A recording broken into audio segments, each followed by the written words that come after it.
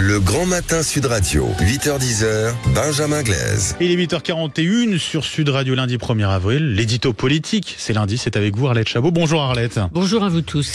Bon, la politique, toutes les enquêtes d'opinion confirment la première place de la liste de Jordan Bardella pour les élections européennes du mois de juin. En moyenne, 10 points d'avance sur la liste de la majorité conduite par Valérie Ayé. Pour conserver son avantage, le président du RN, Jordan Bardella, n'hésite pas à changer le projet de son parti. Il cherche à rassurer et séduire de nouveaux électeurs de droite. Alors Jordan Bardella, il se dit raisonnable et pragmatique. Alors raisonnable, ça veut dire le contraire d'un extrémiste, et pragmatique, comprenez, flexible. Certains diraient opportuniste. En tout cas, c'est vrai, il sait faire évoluer les positions du Rassemblement national en fonction d'abord de ses intérêts électoraux. Deux exemples. D'abord, celui de la guerre, la Russie et la politique de défense de la France. Dans le programme présidentiel de Marine Le Pen, c'était clair, la France devait opter pour une politique dite des mains libres, c'est-à-dire que la France devait sortir du commandement intégré de l'OTAN, comme le général de Gaulle l'avait fait en 66, avant que Nicolas Sarkozy fasse le chemin inverse en 2009. Eh bien, aujourd'hui, il y a un gros bouger exprimé par Jordan Bardella la semaine dernière.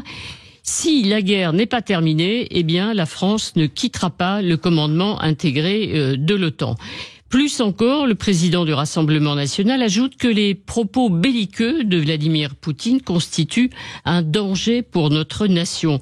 De l'art donc de prendre ses distances avec la Russie pour répondre et parer les accusations, on le sait, de la majorité ou du président de la République lui-même qui avait dénoncé le parti poutiniste en France. Deuxième exemple. Comment séduire l'électorat des Républicains? C'est très simple, là aussi. La ficelle est un peu grosse, mais le Rassemblement national a organisé la semaine dernière les états généraux de l'immigration, comme la droite, RPR, UDF l'avait fait en son temps, en 1990. L'occasion de rappeler qu'à l'époque, Jacques Chirac ou Valéry Giscard d'Estaing avaient signé un programme dans lequel, ils indiquaient que la droite voulait fermer les frontières, réserver certaines prestations sociales aux Français. Objectif, encore une fois, c'est un peu gros, mais de montrer que le programme du RN d'aujourd'hui n'est pas extrémiste, qu'il est même proche de celui du RPR, qui n'a pas eu le courage de l'appliquer. On sait qu'un député RN a racheté la marque RPR d'ailleurs, histoire de réveiller la nostalgie même d'un Jacques Chirac, qui pourtant avait installé ce fameux cordon sanitaire qui devait préserver la droite de la contagion du Front National. De son côté, Marine Le Pen se préoccupe de la dette française, du déficit budgétaire. Est-ce que le RN voit finalement au-delà de cette échéance du mois de juin des élections européennes? Alors c'est clair, c'est d'ailleurs la même chose à LFI. 2024, c'est l'antichambre de 2027, la première étape vers la conquête du pouvoir. Le Rassemblement national se présente aujourd'hui comme le seul parti pouvant gagner l'élection et le parti de l'alternance.